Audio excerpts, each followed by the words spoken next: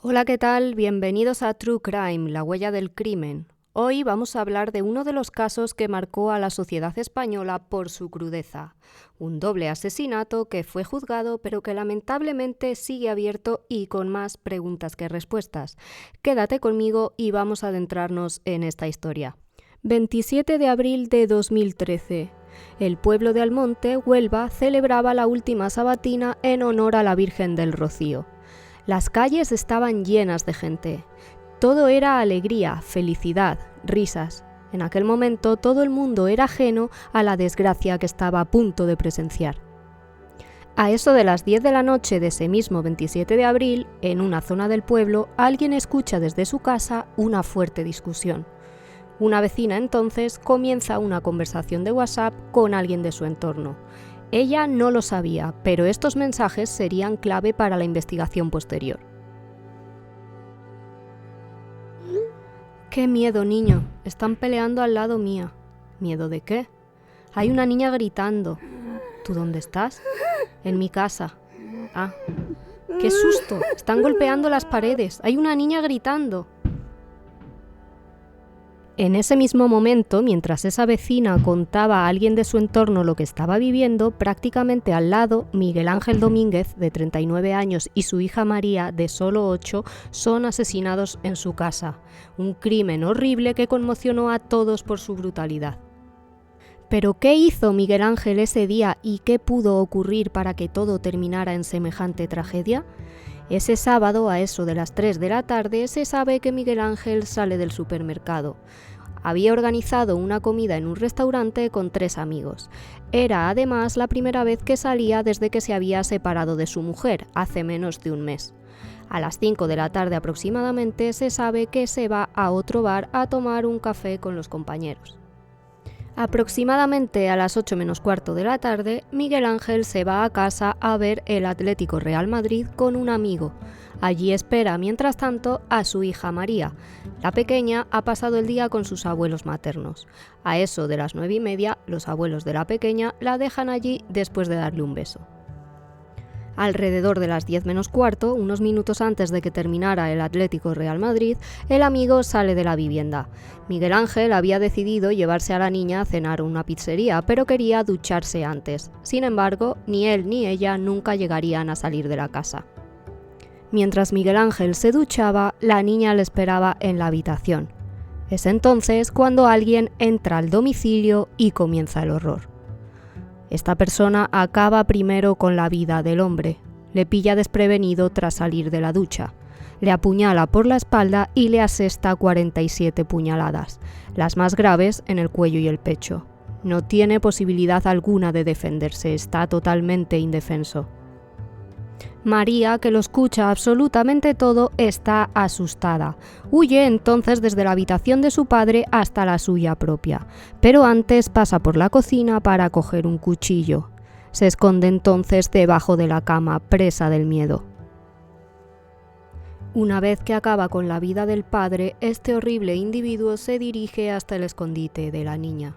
Allí acaba con su vida con saña, pues le causará el doble de heridas mortales que a su progenitor, en total 104 puñaladas. Así creen los investigadores que tuvieron lugar los hechos aquella noche. Mientras, los familiares de Miguel Ángel y María pasaron todo el fin de semana sin noticias de ninguno de los dos. Las alarmas saltaron el lunes cuando la niña debió acudir al colegio y no lo hizo. Empezaron entonces a temerse lo peor. La exmujer de Miguel Ángel y madre de María, Marianela, se preocupa. Lleva todo el domingo tratando de dar con Miguel Ángel y este no responde a sus llamadas.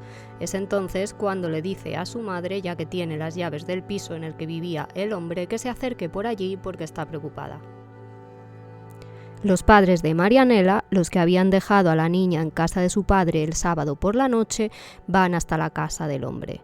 Descubren que la puerta principal está abierta y algo les chirría porque siempre la tenía cerrada.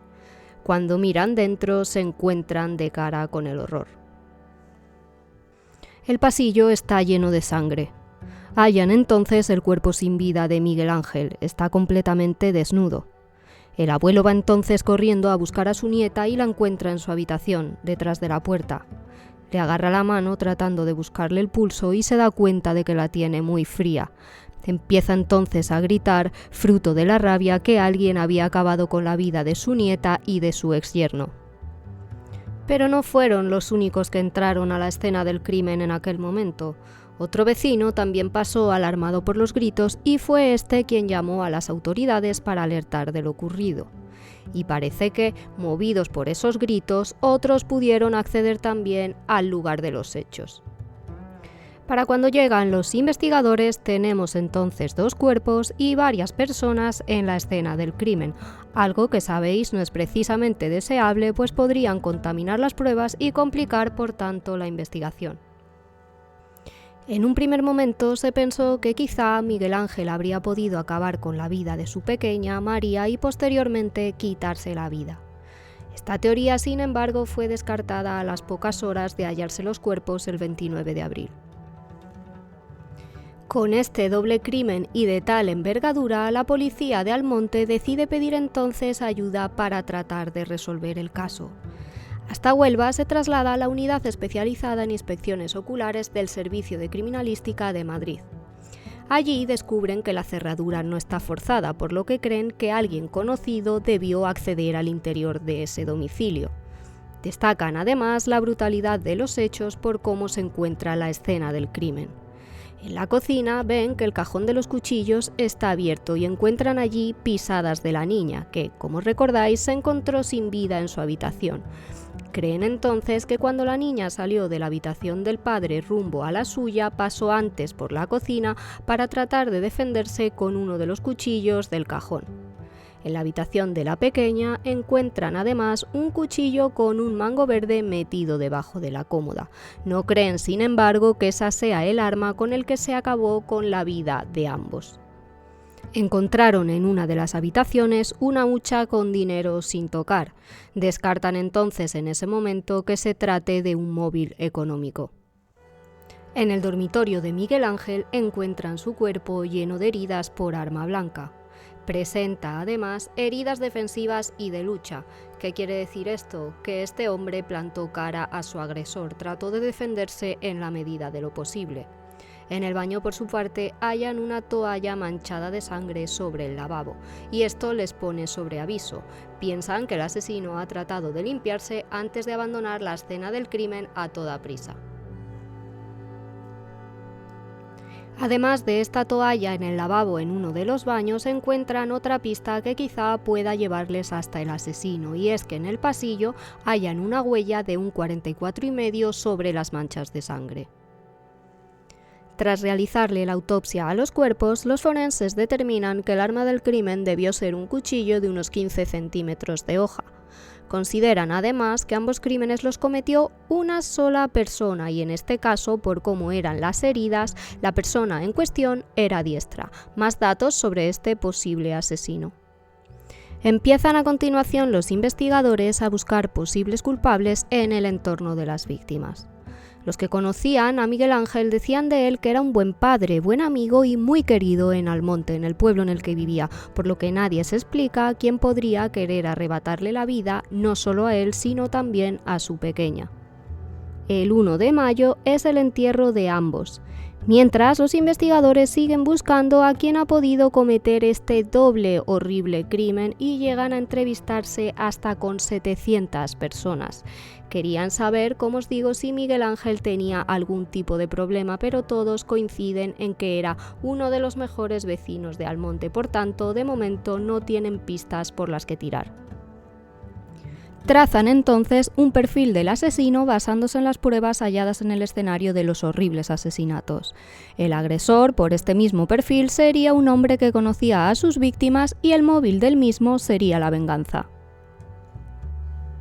Se investigó entonces a una persona con antecedentes por delitos sexuales y se tuvo también en cuenta a una banda de ladrones que actuaba por la zona.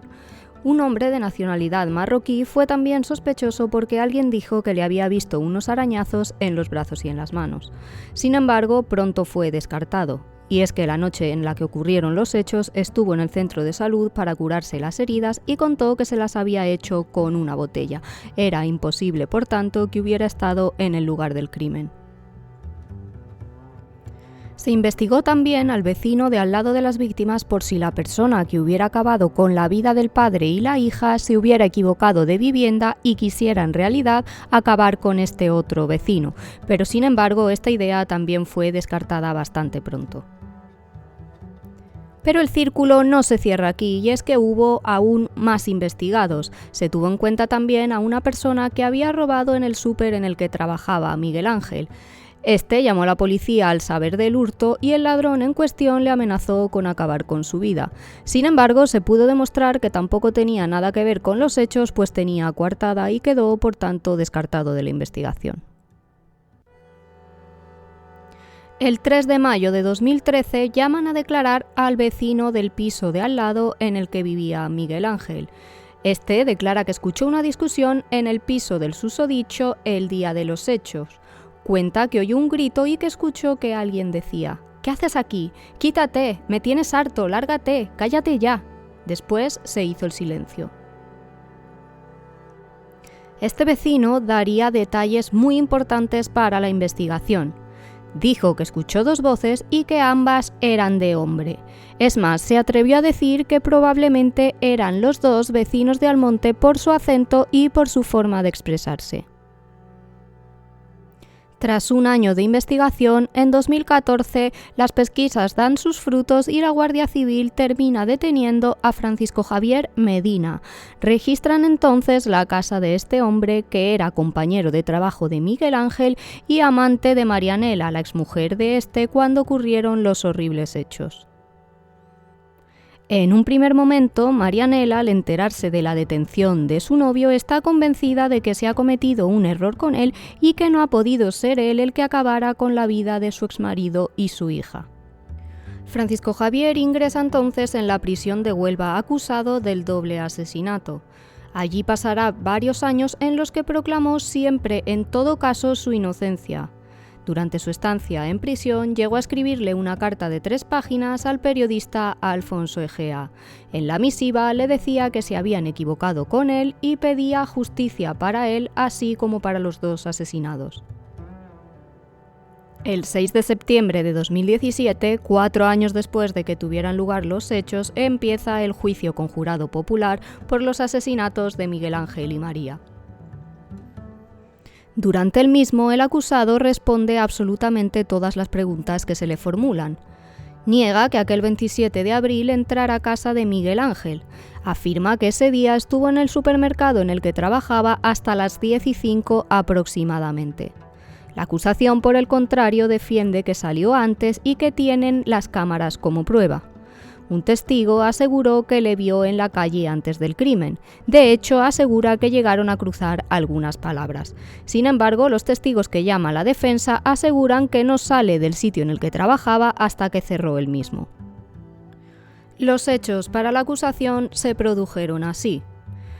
Francisco Javier entró en casa de Miguel Ángel tras salir del supermercado a las 21:52 de aquel día.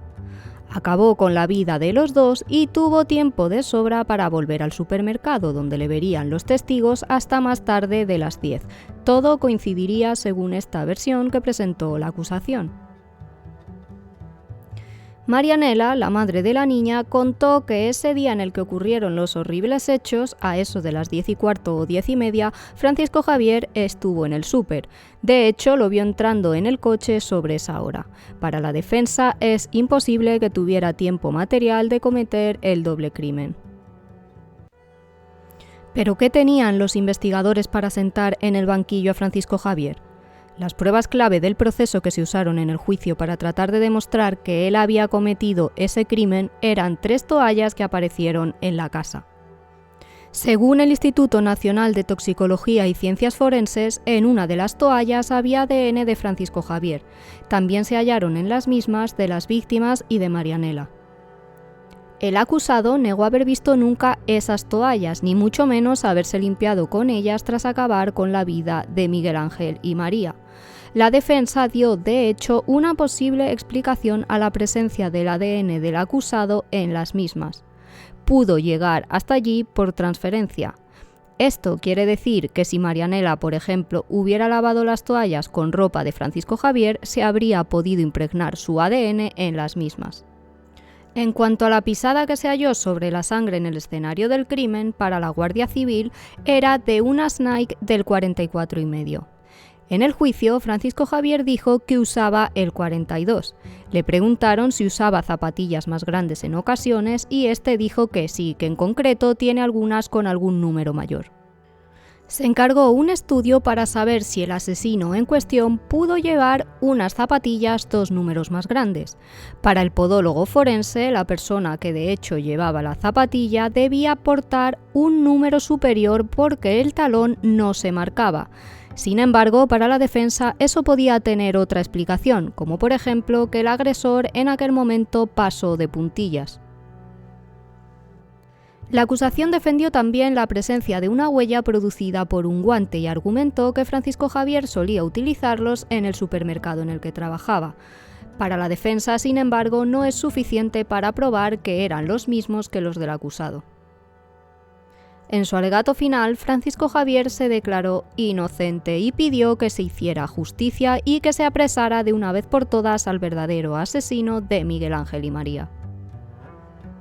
Tras uno de los juicios más mediáticos que se recuerdan en nuestro país, 8 de los 9 miembros del jurado popular encontraron al acusado no culpable de los asesinatos por mayoría. Se ordenó entonces su inmediata puesta en libertad tras pasar varios años en prisión. La familia de los 2 asesinados se mostró decepcionada con la decisión del jurado. Para el hermano de Miguel Ángel, el veredicto es una chapuza y así lo leyó en un duro comunicado tras saber el veredicto del juicio. Dijo que no entendía cómo un jurado popular había tenido que tomar esa decisión cuando en realidad deberían haber sido los expertos forenses en decidir si el acusado era o no el culpable del doble crimen. La familia de los 2 asesinados se mostró decepcionada con la decisión del jurado. Para el hermano de Miguel Ángel, el veredicto fue una chapuza y así lo leyó en un duro comunicado con el juicio ya concluido. Dijo que no entendía cómo un jurado popular había tenido que tomar esa decisión cuando deberían haber sido los expertos los que tendrían que haber determinado si había pruebas suficientes contra el acusado. Al salir de la sala, Francisco Javier fue recibido con aplausos y vítores cuando fue puesto en libertad. 5 años después, el Supremo confirmó su absolución y fue entonces cuando Francisco Javier atendió a los medios por primera vez desde que fue detenido. Francisco Javier sostuvo que en todo momento mantuvo que él no era culpable de los asesinatos de Miguel Ángel y María. Denunció que con él al menos no se respetó la presunción de inocencia y que tuvo que pasar años en prisión para que se demostrara que no había hecho nada. Denunció también haber sufrido un linchamiento. Dejó claro que no se iría de su pueblo, de Almonte, porque no había hecho nada, y aseguró estar trabajando con psicólogos para tratar de reponerse anímicamente. Dijo que tanto a él como a su familia le habían destrozado la vida. Con Francisco Javier absuelto, la familia de Miguel Ángel y María presentó un recurso ante el Tribunal Constitucional. Pretendían que se revocara la sentencia porque consideraban que se había vulnerado el derecho a la tutela judicial efectiva. Sin embargo, este trámite no fue admitido. Y en todo este tiempo, el pueblo de Almonte aún no ha conseguido reponerse de lo ocurrido en 2013. Algunos siguen considerando culpable a Francisco Javier pese a que la justicia determinó que es inocente. Otros, por su parte, defienden que no cometió el doble crimen y que el verdadero asesino sigue suelto a día de hoy.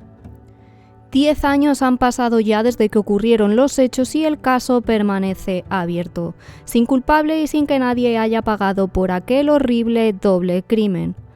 Alguien se llevó por delante 2 vidas, la de Miguel Ángel, padre de familia, y la de María, que tenía toda la vida por delante. Por ellos, la familia sigue y seguirá clamando justicia hasta que alguien pague, aun a sabiendas de que eso no les devolverá jamás a sus seres queridos.